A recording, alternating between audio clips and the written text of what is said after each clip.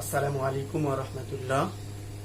প্রিয় শিক্ষার্থী বন্ধুরা, আজকে আমরা নবম দশম শ্রেণীর রসায়ন বইয়ের তৃতীয় অধ্যায়ের পরমাণুর গঠন নিয়ে আলোচনা করব ইনশাআল্লাহ। তো আসি আমরা পরমাণুর গঠন অধ্যায়ের প্রথম যে বিষয়গুলো তা হচ্ছে আমাদের মৌলিক পদার্থ, যৌগিক পদার্থ, পরমাণু কি দ্বারা গঠিত, পরমাণুর যে মূল কণিকাগুলো আছে এগুলো নিয়ে আমরা প্রথমত আলোচনা করি। তো আছে মৌলিক পদার্থ। তোমাদের বইয়ের প্রথম যে ধারণাটা দেওয়া আছে এই অধ্যায়ের শুরুতে মৌলিক পদার্থ। তো মৌলিক পদার্থ কাকে বলে বা মৌলিক পদার্থ কোনগুলো আমরা বুঝবো। মৌলিক পদার্থ হচ্ছে, তোমরা জানো এ পর্যন্ত পৃথিবীতে আবিষ্কৃত মোট মৌলিক পদার্থের সংখ্যা হচ্ছে 118টি। এ পর্যন্ত আবিষ্কৃত মোট মৌলিক পদার্থের সংখ্যা হচ্ছে 118টি। তার মধ্যে কিছু কিছু মৌল আছে যেগুলো কৃত্রিমভাবেই তৈরি, আর কিছু কিছু মৌল আছে যার সংখ্যা কৃত্রিমভাবে তৈরিকৃত মৌলের সংখ্যা হচ্ছে 98টি। তাহলে বাকি যেগুলো আছে এগুলো হচ্ছে গবেষণাগারে তৈরি করা হয়। তো আসি আমরা মৌলিক পদার্থ কাকে বলে। মৌলিক পদার্থ তোমরা জানো যে পদার্থগুলোকে ভাঙালে বা বিশ্লেষণ করলে ওই পদার্থ ছাড়া অন্য কোনো পদার্থের গুণাগুণ পাওয়া যায় না, সেগুলোকে বলবো আমরা মৌলিক পদার্থ। যেমন আমরা hydrogen, oxygen, nitrogen, fluorine, chlorine এই মৌলগুলো যেগুলো পড়ি, পদার্থ শ্রেণীতে যে 118টা মৌল আছে এই প্রত্যেকটা মৌলই হচ্ছে মৌলিক পদার্থ। তো আমরা সংজ্ঞাটা যদি এভাবে লিখে দেই, মৌলিক পদার্থ, মৌলিক পদার্থ কাকে বলে? মৌলিক পদার্থ হচ্ছে যে পদার্থগুলোকে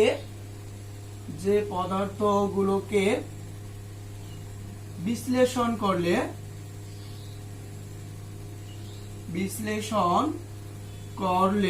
ওই পদার্থ ছাড়া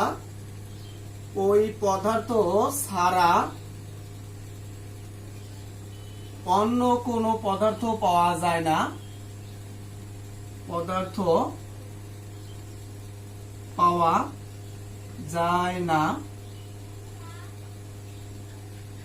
তাকে মৌলিক পদার্থ বলে।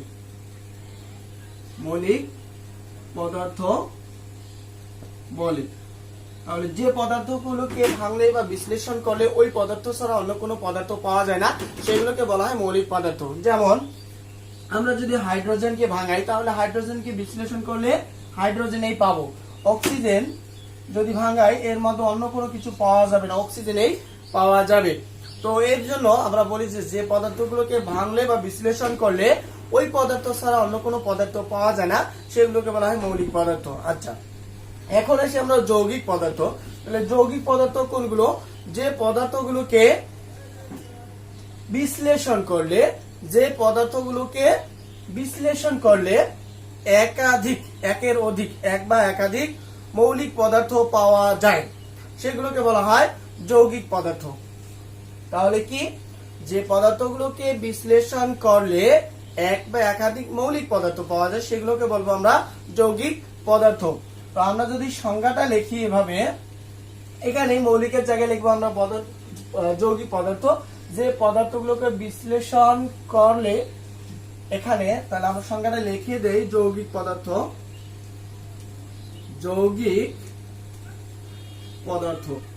যে পদার্থগুলোকে বিশ্লেষণ করলে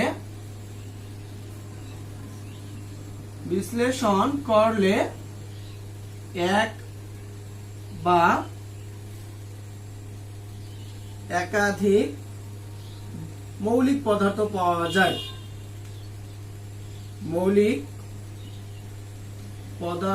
পাওয়া যায়,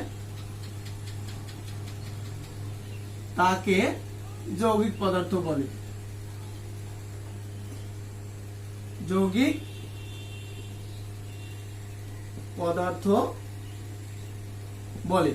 আমরা কি বললাম? যে পদার্থগুলোকে বিশ্লেষণ করলে এক বা একাধিক মৌলিক পদার্থ পাওয়া যায় সেগুলোকে বলা হয় যৌগিক পদার্থ। যেমন আমরা দেখি তোমরা জানো পানি, আমরা যে পানি খাই, তাহলে এই পানির মধ্যে কি কি আছে? হাইড্রোজেন আছে বা অক্সিজেন আছে। হাইড্রোজেন এবং অক্সিজেন, তাহলে আমরা এই হাইড্রোজেন এবং অক্সিজেনকে যদি বিশ্লেষণ করি তাহলে আমরা এখান থেকে কি পাবো? হাইড্রোজেন পাবো এবং অক্সিজেন পাবো।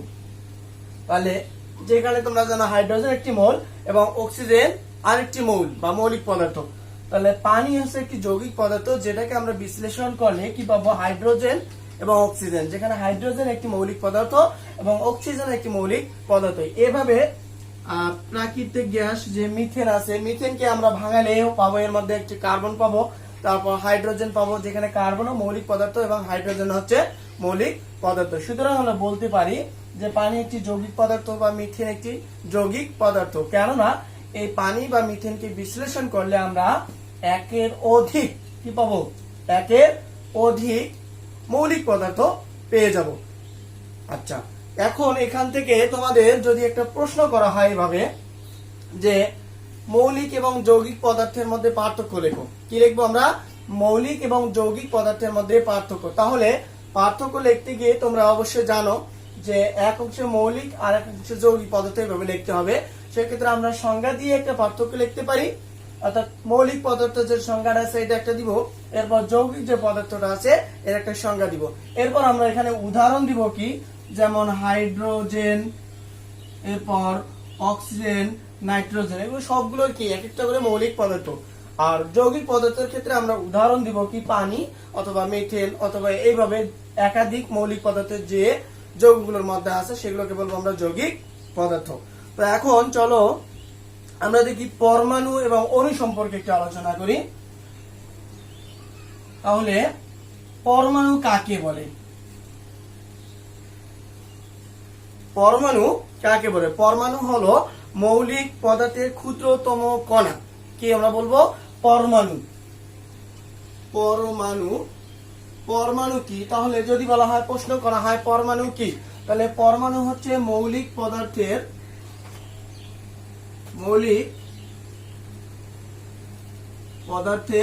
ক্ষুদ্রতম কণা, ক্ষুদ্রতম একটি কি কণা। মৌলিক যে পদার্থগুলো আমরা একটু আগে পড়লাম, তাহলে এই মৌলিক পদার্থের মধ্যে ক্ষুদ্র ক্ষুদ্র যে কণাগুলো আছে সেগুলোকে বলা হয় পরমাণু। যেমন নাইট্রোজেনের পরমাণুতে নাইট্রোজেনের ধর্ম বিদ্যমান থাকার কারণে নাইট্রোজেন একটি পরমাণু, আবার অক্সিজেনের পরমাণুতে অক্সিজেনের ধর্ম বিদ্যমান। তাহলে অক্সিজেনের ধর্ম কি? যেমন আমরা জানি অক্সিজেন কি করে? আগুন জ্বালাতে সাহায্য করে। তাহলে আমরা যে আগুন জ্বালাই, তাহলে এই আগুন জ্বালাতে গেলে কিসের প্রয়োজন আছে? অক্সিজেনের প্রয়োজন আছে। অক্সিজেন ছাড়া তোমরা জানো আগুন জ্বালানো সম্ভব নয়। তাহলে অক্সিজেনের পরমাণুতে অক্সিজেনের যে ধর্ম আগুন জ্বালাতে পারে এটা বিদ্যমান, এজন্য আমরা বলবো অক্সিজেন একটি পরমাণু। তাহলে পরমাণু কি? পরমাণু হচ্ছে মৌলিক পদার্থের ক্ষুদ্রতম একটি কণা। এরপর যদি আমরা বলি অণু, অণু কি বা অণু কাকে বলে? তাহলে অণু হচ্ছে দুই বা দুইয়ের অধিক সংখ্যক পরমাণু পরস্পর রাসায়নিক বন্ধনের মাধ্যমে যুক্ত হলে তখন তাকে বলা হয় অণু। আমরা আবারও বলি, দুই বা ততোধিক পরমাণু পরস্পর রাসায়নিক বন্ধনের মাধ্যমে যখন যুক্ত হবে তখন সেটাকে আমরা বলবো অণু। যেমন তাহলে সংজ্ঞাটা আমরা লিখি দেই, দুই বা দুইয়ের অধিক পরমাণু, দুই বা দুইয়ের অধিক পরমাণু পরস্পর রাসায়নিক বন্ধনের মাধ্যমে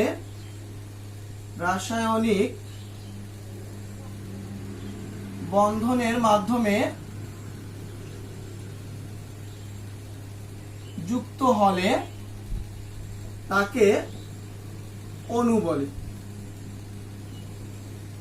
তাহলে দুই বা দুইয়ের অধিক পরমাণু, যেমন আমরা যদি লিখি অক্সিজেন, তাহলে অক্সিজেন একটি কি? অক্সিজেন একটি পরমাণু। এখন যদি দুইটি অক্সিজেন পরমাণু পরস্পরের সাথে যুক্ত করি, তাহলে একটা অক্সিজেন আর একটা অক্সিজেন, এই দুইটা অক্সিজেন পরমাণু পরস্পরের মধ্যে রাসায়নিক বন্ধন, স্বাভাবিকভাবে এরা যুক্ত হতে পারবে না, এরা বন্ধনের মাধ্যমে, বন্ধন প্রক্রিয়া আমরা 5 নম্বর অধ্যায়ে আলোচনা করব ইনশাআল্লাহ। তাহলে দুই বা দুইয়ের অধিক পরমাণু পরস্পরের মাধ্যমে রাসায়নিক বন্ধনের মাধ্যমে যখন যুক্ত হয় তখন আমরা তাকে বলি অণু।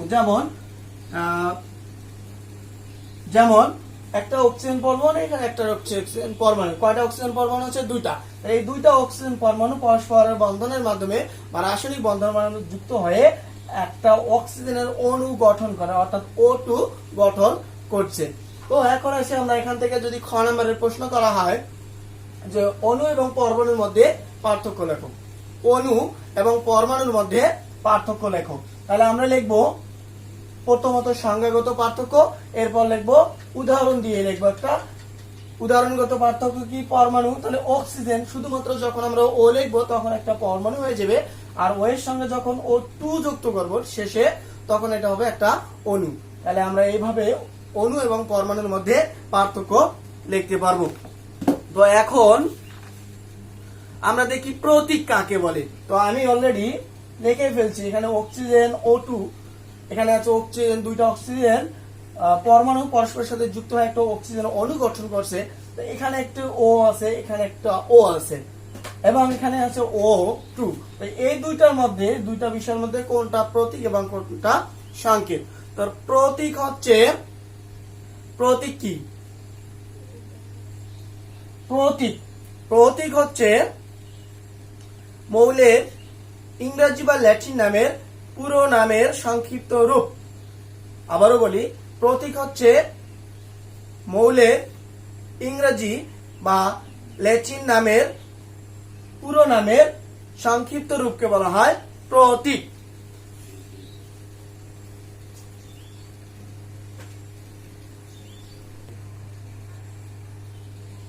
তাহলে প্রতীক এর সংজ্ঞাটা আমি লিখে ফেলছি। প্রতীক কাকে বলে? মৌলের ইংরেজি কিংবা ল্যাটিন পুরো নামের সংক্ষিপ্ত রূপকে বলা হয় প্রতীক। তাহলে আমরা যে 118টা মৌল আবিষ্কৃত মৌলের সংখ্যা পাইছি, এই মৌলগুলোর যে নাম আছে সেটা ইংরেজিতেও করা হচ্ছে এবং ল্যাটিন নাম থেকেও করা হয়। তো ইংরেজি কিংবা ল্যাটিন নামের সংক্ষিপ্ত রূপকে, অর্থাৎ পুরোটা উচ্চারণ না করে আমরা সংক্ষিপ্ত ভাবে যেটা প্রকাশ করি সেটাকে বলা হয় প্রতীক। যেমন আমরা যদি বলি হাইড্রোজেন, অর্থাৎ হাইড্রোজেনকে যদি আমরা ইংলিশে লিখি HYDROGEN, হাইড্রোজেন, এভাবে আমরা যখন বিক্রিয়াগুলো করব বা রসায়নের ভাষায়, তখন আমরা এই হাইড্রোজেন বানান সংক্ষিপ্ত পুরোটা লিখবো না। না লিখে আমরা কি হাইড্রোজেনের প্রথম অক্ষর আছে যেমন কি H, হাইড্রোজেনের প্রথম অক্ষর H থেকে আমরা H, তাহলে হাইড্রোজেন সম্পূর্ণ না লিখে আমরা যদি H লিখি তখনই আমরা বুঝবো কি যে এটা হচ্ছে হাইড্রোজেন। ঠিক একই ভাবে যদি অক্সিজেন বলি আমরা, তাহলে অক্সিজেন ক্ষেত্রে OXYGEN অক্সিজেন, তাহলে অনেক বড়। তো আমরা রসায়নের ক্ষেত্রে সম্পূর্ণ বানানটাকে লিখবো না, আমরা যখন অক্সিজেন বলতে ও লিখলেই বুঝবো যে আমরা এটাকে অক্সিজেন, অর্থাৎ অক্সিজেনের সম্পূর্ণ না লিখে আমরা যখন ও দ্বারা লিখবো তখন এটাকে বলবো আমরা প্রতীক। তাহলে হাইড্রোজেন এবং অক্সিজেন এটা হচ্ছে কি ইংরেজি, আমি বলছি ল্যাটিন, তাহলে ল্যাটিন যেমন সোডিয়াম, তাহলে সোডিয়াম হচ্ছে ইংরেজি শব্দ, যার ল্যাটিন শব্দটা ছিল মূলত ন্যাট্রিয়াম। এজন্য আমরা ন্যাট্রিয়ামের প্রথম অক্ষর এ নিয়ে লিখছি ন্যাট্রিয়াম, NA, N এবং পরের অক্ষরটা এ লিখে। তাহলে প্রতীক আমরা বুঝলাম মৌলের ইংরেজি বা ল্যাটিন নামের সংক্ষিপ্ত রূপকে, পুরো নামের সংক্ষিপ্ত রূপটাকে বলা হয় প্রতীক।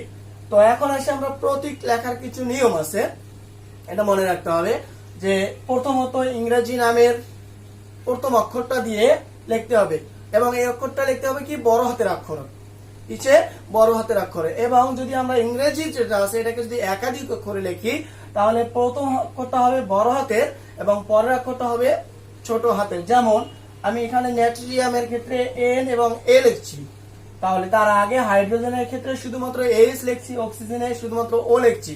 তো এখানে নাইট্রোজেনের শুধুমাত্র N লেখা দরকার ছিল, কিন্তু আমি N না লিখে N এর সঙ্গে A লিখছি। তাহলে দেখা যেতে আমরা দেখতে পাচ্ছি যে নামকরণগুলোতে হয়তো এক অক্ষর দিয়ে হতে পারে বা একাধিক অক্ষর দিয়েও হতে পারে। যখন আমরা একাধিক অক্ষর দিয়ে প্রতীক লিখবো সেক্ষেত্রে আমাদের প্রথম অক্ষরটা বড় হাতে লিখে তারপরে যে অক্ষরটা আছে এটাকে ছোট হাতের অক্ষরে লিখতে হবে। তো এখন আসি ল্যাটিন নাম। তাহলে কিছু কিছু মৌল আছে যেগুলোকে উচ্চারণ করি আমরা ইংলিশে, উচ্চারণ করি ইংরেজিতে, কিন্তু আমরা যখন লিখি তখন ল্যাটিন থেকেই লেখা হয়। যেমন আমি লিখে ফেলছি এখানে সোডিয়াম, তাহলে সোডিয়াম আমরা উচ্চারণ করতেছি আসলে ইংরেজিতে, কিন্তু আমরা প্রত্যেকটা যখন লিখছি তখন এন এ লিখছি। তাহলে দরকার ছিল যখন আমি বলতেছি সোডিয়াম, SODIUM, সোডিয়াম, এটা যদি হয় তাহলে SO দরকার ছিল অথবা S দরকার ছিল। তাহলে এখানে SO বা S না লিখে আমি Na লিখলাম। কিসের প্রতীক? এই সোডিয়ামের প্রতীক।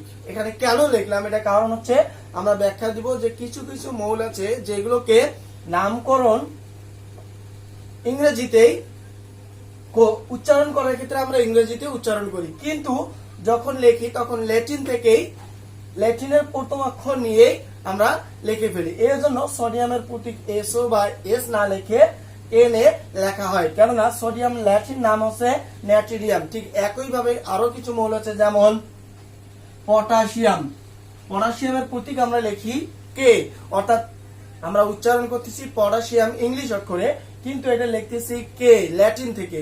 এর ল্যাটিন নাম আছে কেলিয়াম। কেলিয়ামের প্রথম অক্ষর কে নিয়ে আমরা এটাকে কেলিয়াম বা পটাশিয়াম লিখতেছি। তো এভাবে প্রতীক সম্পর্কে বুঝতে হবে। এখন আমরা আসি সংকেত। সংকেত কাকে বলে? তাহলে সংকেত হচ্ছে যেমন আমরা প্রতীকের ক্ষেত্রে বললাম মৌলের ইংরেজি কিংবা ল্যাটিন নামের পুরো সংক্ষিপ্ত রূপকে বলা প্রতীক। তাহলে আমরা সংকেতের ক্ষেত্রে বলবো মৌলিক বা যৌগিক পদার্থের অণু কিংবা পরমাণুর সংক্ষিপ্ত রূপকে বলা হয় সংকেত। অর্থাৎ মৌলিক কিংবা যৌগিক পদার্থের অণু কিংবা পরমাণুর সংক্ষিপ্ত রূপকে বলা হয় সংকেত। তো আমি সংজ্ঞাটা যদি লিখে দেই এভাবে,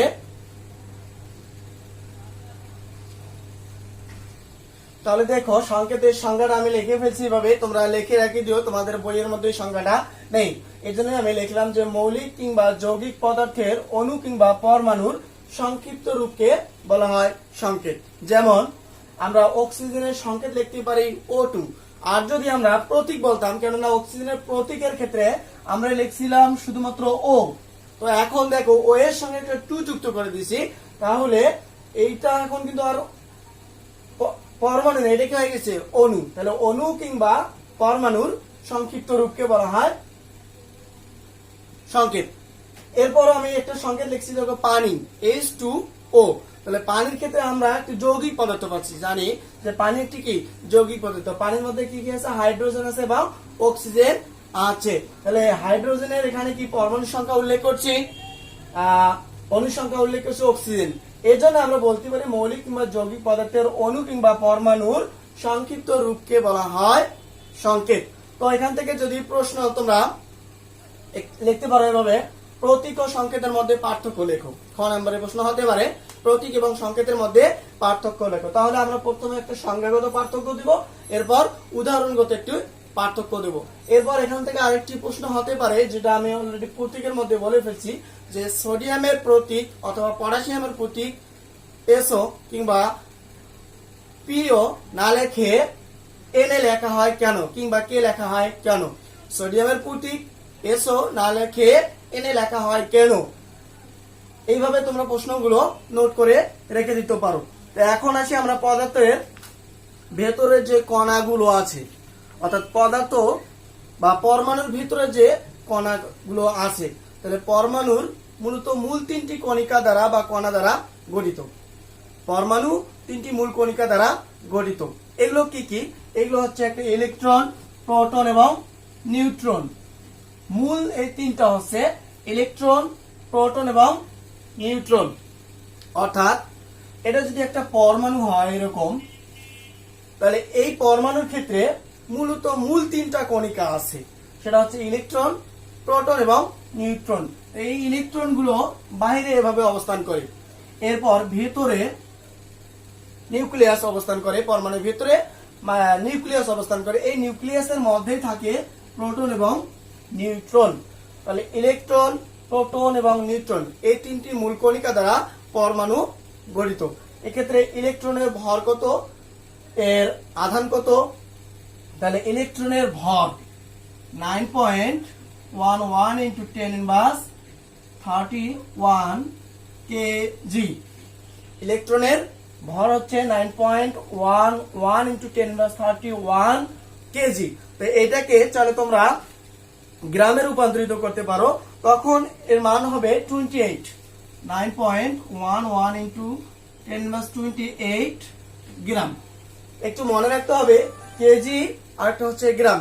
কেজির ক্ষেত্রে আছে 31 আর গ্রামের ক্ষেত্রে 28 ইলেকট্রনের ভর। তাহলে ইলেকট্রনের আপেক্ষিক আধানকে ধরা হয় -1, অর্থাৎ ই কে ধরা হয় কত, আপেক্ষিক আধান ধরা হয় -1। আর ইলেকট্রন, আমি আসলে ইলেকট্রন বলতেছি কিন্তু লিখতেছি ই দ্বারা, তাহলে ইলেকট্রনকে প্রকাশ করা হয় ই দ্বারা। ইলেকট্রনের প্রতীক হচ্ছে ই, এর আপেক্ষিক ভর মাইনাস, এর ভর হচ্ছে 9.11 10⁻31 কিংবা 28 কেজি কিংবা গ্রাম, আর এর আপেক্ষিক আধান হচ্ছে -1 ধরা হয়। এরপর আসি আমরা প্রোটন। তাহলে প্রোটনকে, ইলেকট্রন কোথায় অবস্থান করে, নিউক্লিয়াসের বাইরে যে কক্ষপথগুলো আছে এই কক্ষপথগুলোতে ইলেকট্রন অবস্থান করে। আর প্রোটন, তাহলে প্রোটন এবং নিউট্রন পরমাণুর কেন্দ্রস্থলে মাঝামাঝি জায়গায় অবস্থান করে, যে জায়গাটুকুকে বলা হয় নিউক্লিয়াস। তাহলে প্রোটন, এটাকে প্রকাশ করা হয় পি দ্বারা। প্রোটনকে কি দ্বারা প্রকাশ করা হয়, পি দ্বারা। তার মানে পি ইকুয়াল প্রোটন। প্রোটনকে প্রকাশ করা হবে পি দ্বারা। তাহলে প্রোটনের প্রকৃত আধান বা চার্জ হচ্ছে, তাহলে প্রোটনের প্রকৃত আধান বা চার্জ হচ্ছে 1.60 ইন্টু 10⁻19 কুলম্ব। এটা হচ্ছে পজিটিভ চার্জ। তাহলে প্রোটনকে প্রকাশ করা হয় পি দ্বারা, আর প্রোটনের আধান বা charge plus 1.60 into 10⁻19 coulomb, 10⁻19 coulomb. একটু মনে রাখতে হবে প্রোটন এবং ইলেকট্রন, প্রোটন এবং যে ইলেকট্রন আছে,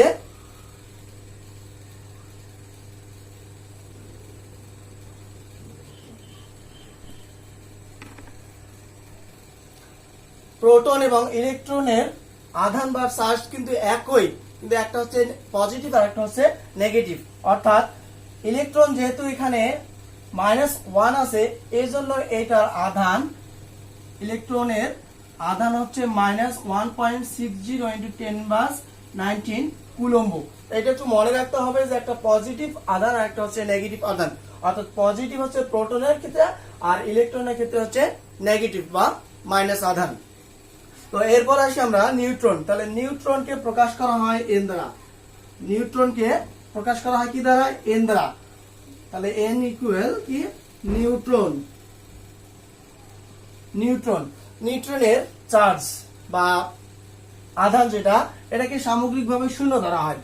নিউট্রনের আধান বা চার্জ হচ্ছে 0, কিন্তু এর প্রকৃত কি ভর আছে, প্রকৃত ভর আছে 1.675 ইন্টু 10⁻24 গ্রাম। তাহলে নিউট্রন প্রকৃত ভর 1.675 ইন্টু 10⁻24 গ্রাম। তাহলে নিউট্রনকে এর আপেক্ষিক আধান ধরা হয় 0, এর প্রকৃত ভর আছে 1.675 ইন্টু 10⁻24 গ্রাম। তো এই ছিল পরমাণু যে মূল 3টি কণিকা, এই মূল 3টি কণিকা সম্বন্ধে একটি প্রাথমিক ধারণা। তো তোমাদের নৈবিত্তিকের জন্য এটা গুরুত্বপূর্ণ যে ইলেকট্রনের ভর, এমসিকিউ বা ব্রিফ কোশ্চেন যেগুলো আসে এগুলোতে প্রশ্ন আসে। সাধারণত ইলেকট্রনের ভর কত, আধান কত, প্রোটনের ভর কত, প্রোটনের আধান কত, নিউট্রনের প্রকৃত ভর কত, এরপর এগুলোর প্রতীক কি, এগুলো দ্বারা প্রকাশ করা হয়। এই বিষয়টা তোমরা একটু এমসিকিউ বা ব্রিফ কোশ্চেনের জন্য মনে রাখতে পারো। তো এরপর আসি আমরা পারমাণবিক সংখ্যা নিয়ে। সংখ্যা বা ভর সংখ্যা, পারমাণবিক প্রোটন সংখ্যা। প্রোটন সংখ্যা, প্রোটন সংখ্যা। প্রোটন সংখ্যা কাকে বলে? কোন মৌলের নিউক্লিয়াসে অবস্থিত বা পারমাণবিক সংখ্যাকেই আমরা বলবো ওই মৌলের প্রোটন সংখ্যা। কোন মৌলের পারমাণবিক সংখ্যা, প্রোটন সংখ্যা বা পারমাণবিক সংখ্যা একই জিনিস মোটামুটি। তাহলে প্রোটন সংখ্যা যদি আমরা সংখ্যা বলি এইভাবে, কোন মৌলের পারমাণবিক সংখ্যাকে ওই মৌলের প্রোটন সংখ্যা বলে। কোন মৌলের পারমাণবিক সংখ্যাকে ওই মৌলের প্রোটন সংখ্যা বলে। এখন যদি আমরা বলি যে পারমাণবিক সংখ্যা কাকে বলে, তাহলে আমরা বলবো কোন মৌলের প্রোটন সংখ্যা কি, ওই মৌলের পারমাণবিক সংখ্যা বলে। অর্থাৎ যেখানে সে পারমাণবিক, এখানে হবে প্রোটন। যখন আমরা প্রোটন সংখ্যা বলবো তখন এখানে পারমাণবিক সংখ্যা থাকবে, আর যখন বলবো পারমাণবিক সংখ্যা কাকে বলে তখন এই জায়গায় বলবো আমরা প্রোটন সংখ্যা কাকে বলি। তাহলে প্রোটন সংখ্যা বা পারমাণবিক সংখ্যাকে প্রকাশ করা হয় জেড দ্বারা, বড় হাতের জেড দ্বারা প্রকাশ করা হয়। তাহলে যদি আমরা বলি যেমন অক্সিজেনের প্রোটন সংখ্যা কত, তাহলে অক্সিজেনের প্রোটন সংখ্যা কত যদি বলা হয় তাহলে আমরা বলতে পারি যে অক্সিজেনের পারমাণবিক সংখ্যা যেহেতু কত 8, সো অক্সিজেনের প্রোটন সংখ্যা হচ্ছে 8টি। একইভাবে সোডিয়ামের প্রোটন সংখ্যা কত, সোডিয়াম, তাহলে সোডিয়াম তোমরা জানো কত প্রোটন সংখ্যা বা পারমাণবিক সংখ্যা হচ্ছে 11। হাইড্রোজেনের প্রোটন সংখ্যা বা পারমাণবিক সংখ্যা কত 1, হিলিয়াম কত 2। এভাবে আমরা বলতে পারি যে কোন মৌলের পারমাণবিক সংখ্যা হচ্ছে ওই মৌলের প্রোটন সংখ্যা, একে প্রকাশ করা হয় জেড দ্বারা। এখন দেখো ভর সংখ্যা বা পারমাণবিক ভর সংখ্যা কাকে বলে, কোন মৌলের নিউক্লিয়াসে অবস্থিত প্রোটন সংখ্যা ও নিউট্রন সংখ্যার সমষ্টিকে, কোন মৌলের নিউক্লিয়াসে অবস্থিত প্রোটন সংখ্যা বা পারমাণবিক সংখ্যা ও নিউট্রন সংখ্যার সমষ্টি বা যোগফলকে বলা হয় পারমাণবিক ভর সংখ্যা। এটাকে প্রকাশ করা হয় এ দ্বারা, কি দ্বারা, এটাকে প্রকাশ করা হয় এ দ্বারা। যেমন আমরা যদি বলি সোডিয়াম, সোডিয়ামের পারমাণবিক ভর হচ্ছে কত 23, সোডিয়ামের পারমাণবিক ভর হচ্ছে 23। কেন, কেননা এখানে পারমাণবিক সংখ্যা বা প্রোটন সংখ্যা হচ্ছে 11, আমরা লিখছি সোডিয়ামের পারমাণবিক সংখ্যা বা প্রোটন সংখ্যা 11। তাহলে এখান থেকে নিউট্রন সংখ্যা আছে কয়টি, 12টি। অর্থাৎ পারমাণবিক সংখ্যা হচ্ছে 11 এবং সোডিয়ামের নিউট্রন সংখ্যা হচ্ছে 12। তাহলে 11 এবং 12 যোগ করলে আমরা পাবো কত 23। পারমাণবিক সংখ্যা হচ্ছে 11 এবং সোডিয়ামের নিউট্রন সংখ্যা হচ্ছে 12, তাহলে 11 এবং 12 যোগ করলে আমরা পাচ্ছি 23। সুতরাং আমরা বলতে পারি যে কোন মৌলের প্রোটন সংখ্যা ও নিউট্রন সংখ্যার সমষ্টি বা যোগফলকে বলা হয় ওই মৌলের পারমাণবিক ভর সংখ্যা। যেমন সোডিয়ামের পারমাণবিক ভর সংখ্যা হচ্ছে কত 23। তো এই বিষয়টা থেকে আমরা একটা জিনিস পাচ্ছি যে পারমাণবিক ভর সংখ্যা তো বললাম, এখন নিউট্রন সংখ্যাটা কিভাবে বাইর করব। তো আমরা নিউট্রন সংখ্যা বাইর করতে পারি এভাবে a minus Z, a minus Z, A থেকে জেড যদি বাদ দেই তাহলে আমরা নিউটন সংখ্যাটা পেয়ে যাব। তাহলে আমরা এখান থেকে নিউটন সংখ্যার সংজ্ঞাও বলতে পারি যে নিউটন সংখ্যা কাকে বলে, কোন মৌলের পারমাণবিক ভর সংখ্যা থেকে পারমাণবিক সংখ্যা বাদ দিলে যা পাওয়া যায় তাকে বলা হয় ওই মৌলের নিউট্রন সংখ্যা। আবার বলতেছি, প্রোটন সংখ্যা বা পারমাণবিক ভর সংখ্যা থেকে প্রোটন সংখ্যা কিংবা পারমাণবিক সংখ্যা বিয়োগ করলে যা পাওয়া যায় এটাকে বলা হয় নিউট্রন সংখ্যা, অর্থাৎ a মাইনাস জেড। যেমন আমরা এখানে বাইর করছি 12, দেখি 12 আসে কিনা। সোডিয়াম আছে কত পারমাণবিক, তার মানে এর মান হচ্ছে 23, এর মান কত 23 মাইনাস জেড, জেড মানে কি প্রোটন সংখ্যা বা পারমাণবিক সংখ্যা। আমরা সোডিয়ামের ক্ষেত্রে লিখছিলাম 11, তাহলে আমরা যদি 23 থেকে 11 বাদ দেই কত পাবো 12। তাহলে দেখো এখানে আমি রেখে ফেলছি 12, অর্থাৎ পারমাণবিক ভর সংখ্যা থেকে যদি প্রোটন সংখ্যা বা পারমাণবিক সংখ্যা বাদ দেই তাহলে আমরা এখান থেকে নিউট্রন সংখ্যা পেয়ে যাব। তাহলে বিষয়টা কি হলো, প্রোটন সংখ্যা, পারমাণবিক সংখ্যা এবং নিউট্রন সংখ্যা, এই বিষয়গুলো একটু ভালো করে তোমাদের মনে রাখতে হবে। তো আমরা পরবর্তী ভিডিওতে বিভিন্ন যে মডেলগুলো আছে, অর্থাৎ রাদারফোর্ডের পরমাণু মডেল, বোরের পরমাণু মডেল, ইলেকট্রন বিন্যাস করার নিয়ম, কিভাবে ইলেকট্রন বিন্যাস করব, ইলেকট্রন বিন্যাস কোথায় কিভাবে ঘটনাতে যাচ্ছে, এই বিস্তারিত আলোচনাগুলো আমরা পরবর্তী ভিডিওটাতে শিখবো ইনশাআল্লাহ। তোমরা পরবর্তী ভিডিওটা অবশ্যই দেখবা। আমরা আজকের ক্লাস এই পর্যন্তই রাখতে চাচ্ছি। আল্লাহ হাফেজ। আসসালামু আলাইকুম ওয়া রাহমাতুল্লাহ।